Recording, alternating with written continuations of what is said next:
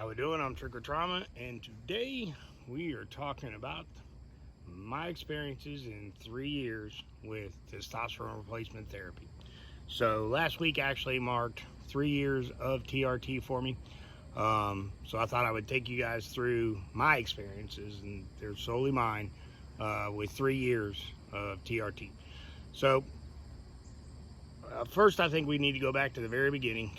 And I told you guys before that I ended up on testosterone replacement therapy not by searching it out. I had to have a surgery done, which was a varicocele repair, and the standard lab panel from my doctor that he pulls, they pulled it pre-op, and at the surgery he told me, hey, we got something to talk about at the 2-week checkup. When I went in there, he said, you have a low testosterone, do you want treatment for it? What I didn't tell you guys is that when I went to the urologist to talk to him about what was going on, when I found out I had a varicocele repair, what I actually thought that I had was testicular cancer. I worked with a fella who had gone through testicular cancer, had the chemo, the surgery, the whole 9 yards, and I was talking to him one day about his experiences, and I'd been having an issue, some pain, and I was talking to him about his experiences, and almost every single thing he told me was what I was feeling. It was like he was just telling me about myself. And here's a guy who had just come back from having the surgery and the radiation and the whole 9 yards, going down the road with testicular cancer. So that compelled me to make an appointment to go see a urologist, and I did. And I really honestly walked in that room thinking that the urologist was going to tell me I had testicular cancer. And really the only thing I wanted to know was how bad it was. And so I tell you this because it puts you in the mind frame of when you're thinking about the fact that somebody may tell you that there's something really bad. You start thinking about a lot of different things. And one of the things that I was thinking about leading up to this visit was I really didn't like my health. I really didn't like where I was. I really didn't like the shape I was in. I didn't like feeling like crap every day. I really just, I didn't like a whole lot about that situation as far as, my health. Now, loving my family, love my wife, all that stuff is good, but my health and the way I felt day to day, no good. Okay? So you can imagine when you walk in thinking that they're going to tell you that, there's something really bad going on, and that it, could potentially be something that could affect your life or even end your life, that when they tell you it's not, and it's going to be a simple surgery, that takes a load off your shoulders. And then to be told after the surgery, hey, by the way, we found this thing, and you know what? And the doctor says to me, you know what? If my level was that low, I'd probably feel like crap. I mean, that's like 2 scores. That's like winning 2 big games back to back. So I tell you all of this to tell you that that's what led to the TRT treatment. And that's why when I decided to go into TRT treatment, I decided that I had a couple of agendas associated to that, which was to do anything and everything I could to improve my health, my fitness, to sort out, my diet, to do all those things, because I almost felt like I had a second chance, and I was not going to be the guy who sat there, and I'll say it, in death's waiting room, feeling like shit until the end. So I was just going to go ahead and take charge of this, and that's why, I've utilized every single thing that I can in this period of time to try to improve my health and build muscle and those kind of things. That's why I'm so serious about this, and that's why I've taken all these opportunities I can. So the good and the bad of testosterone replacement therapy, the thing you have to understand is it's a relationship. This is not like protein powder where you take it, forget it, and walk away. So testosterone replacement therapy requires things from you. Just like any other relationship, it's going to require things from you. And so it's not just a drug. I tell people all the time, it's not just something you take and then you walk away and you just, every once in a while you take it and it's done. there are things that are going to be required from you in that process, okay? And as we've talked about in some of my previous videos about the possibility of, starting to create estradiol or starting to create DHT from excess testosterone in the body, you can also create hematocrit. You can also create additional red blood cells, and that requires things from you as well. So because the reaction to being on testosterone requires potentially for you to do other things, this is not just simply taking a drug. It's a relationship. You're constantly, having to not just input the drug, but react to what the drug's doing, and input other factors into your life in order to balance all of that. Okay, so one of the best goods I can give you is sleep. I was sleeping like garbage. I never could really feel like I got to sleep. There were nights when I would lay in bed and feel like I listened to the air conditioner cut on and off all night long, and just sit there and like almost to sleep but not quite to sleep. And to be honest with you, that would just about drive you crazy. So sleep has improved 100%. Now when I get ready to go to bed, when I go lay down in the bed, I go to bed.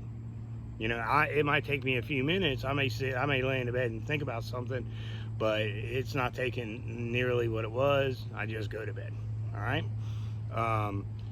One of the bads about it is you have to make the appointments and go see the doctor, and you're constantly monitored, and there's the cost associated with that. Generally, if I was to think about it, I would say that annually I'm pretty lucky because I have insurance that pays for my doctor's visits, not all of it but most of it, and then the place where I work, we have a wellness center that can actually pull all my labs for me for free. So my cost on TRT for a year is probably right around about $300. I do know people who pay as much as like $2,500 a year just to be on it. They don't have any health insurance. They have to pay 100% of every single bit of the cost for everything. So, there's that aspect of it. If you got to feel good, somebody's going to have to get paid for it. All right. So, on the good side is my mood. I never really realized how off my mood was until I started taking TRT, and until I just started really chilling out. And then even the people around me were like, hey man, you're so much more chill than you were before. You're so easygoing. Stuff that used to would have been an issue now is not an issue. It's just another thing to work through. So I'm putting that in the good column. It really has done a great job of stabilizing my mood, and on top of that, mental clarity. When people are talking to me, I have the ability to focus in on what they're saying, to extract from it exactly what needs to be extracted, and be able to pay attention for that longer period of time, given on what conversations we're having.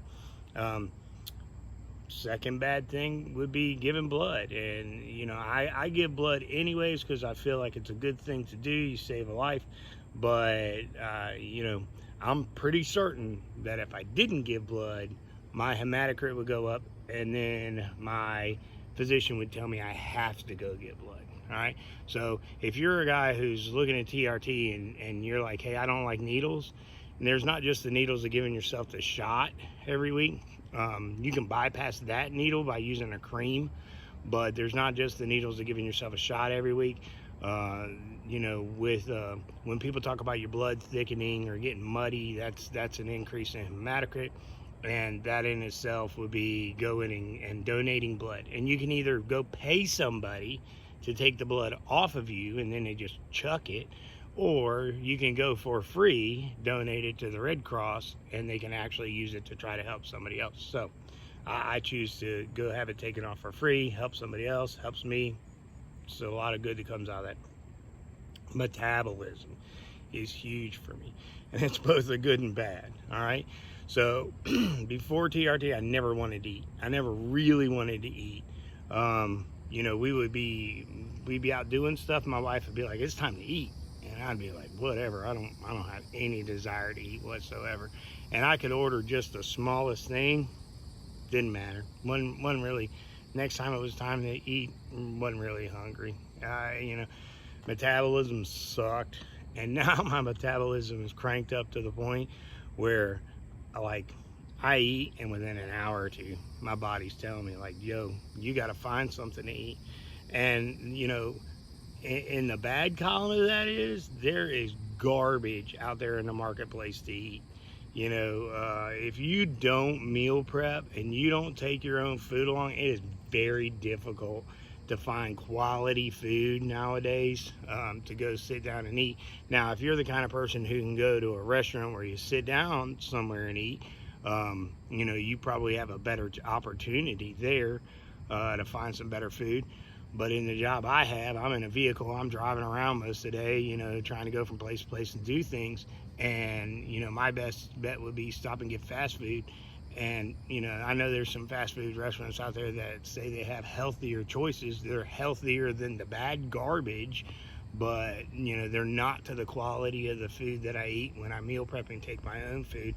So, there's that extra little bit of work that goes into meal prepping, which the buyback or the payback on that and the bonus on that is so much more than the headache of doing the meal prep, because the quality of the food you eat is so much better that there's just garbage out there in the marketplace to eat. Once you start learning about food, you learn that there's almost no fast food out there that's worth ingesting. Muscle, there's a good side of muscle, and I appreciate the fact that I feel so much better doing stuff around the house, whether it be chores, working on stuff. We're remodeling our house, and there are very few days that I ever walk away from doing a day's worth of work where I feel smoked. So muscle, and the upside of it is when you walk into a room, people say, wow, like that person there is probably working out, which you are. But that's the upside. The downside of having muscle is people take a lot of liberties in the way they think about you when you have muscle. I've had women before who just thought, because you would take care of yourself, that meant that you weren't serious about being married. That meant that you were open to any kind of fling or a relationship that they may want to have, and that's just not the case. Like I said, I'm happy in my marriage. I don't want to go out here and mess around. But when you tell them that, then now you've insulted them because you told them you don't want to do that, and they hurl other stuff at you, and it's just complete garbage. And it's one of the things I'd really rather not have to put up with. The other misconception is, everybody who's moving wants you to help. Hey, I got 3 pianos at my house and I need your help to lift them because you look like you work out. But the other misconception is, back here a year ago, I had a basal cell carcinoma that was behind my ear. That I go to annual dermatology skin checks. The reason I go to them is my sister actually has battled back and forth with that for years. She's not on testosterone, go figure. And because my sister's done that, I've gone to skin checks for 3 years now because she convinced me to. And this last year, they found a basal cell behind my ear. And, word gets back to you that, oh yeah, people think that the only reason that you got cancer behind your ear is you're taking steroids. If you weren't on them steroids, you wouldn't have got that cancer behind your ear. It's asinine, but it's the things people say. I'm not Lyle Alzado, whatever. And then you just feel better. You just do. I mean, overall, in just about every aspect, on the good column, you just feel better, but on the bad column, there's always the risks, There's the risk of your hematocrit creeping up.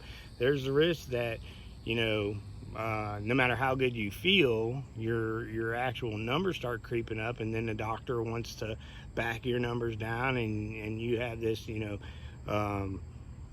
this fear that backing your dosage down is going to put you right back in the column of not feeling good, and all that stuff. So there's that risk. And then hair. I'm going to tell you what, I don't know what it is about testosterone in me, but if you could grow hair between your toes, I would look like Bigfoot. One of the things that testosterone has turned on for me is that I can grow hair. I have to actually cut my hair to keep my hair at the length that I want, about every 2 weeks. and my hair, my fingernails, you know, all of that stuff just grows like crazy ever since starting testosterone. So it's the maintenance and upkeep in that category. You know, beyond that, I know that there's other risk factors out there, and people are always screaming at you, hey, tell the bad with the good. Well, I've told you all the bad stuff that I think about with my personal experience with testosterone. You know, I haven't incurred any of the other stuff that can potentially happen, but you know, I would say that the good so outweighs the bad that I have absolutely no desire to quit taking testosterone at this point in my life. You know, I'm happy with where I'm at. I'm happy with the things that I'm doing. I'm happy with gaining muscle. I'm happy with even my appetite, even though there's nothing out there to eat. I'm happy with my mood, my sleep, you know, the whole 9 yards. So by far and away, big fan of TRT. I would recommend anybody who's thinking that that might be a problem for them to go get checked by their physician. You know, I've given you my good and I've given you my bad, and those are all personal experiences. They're not experiences of anybody else, but they're mine. So that's where we're at. 3 years into TRT. Maybe in 3 years some of this will change, but at 3 years into TRT, that's how we're sitting here. All right. So I'm Trigger Trauma. I hope you guys have a good week.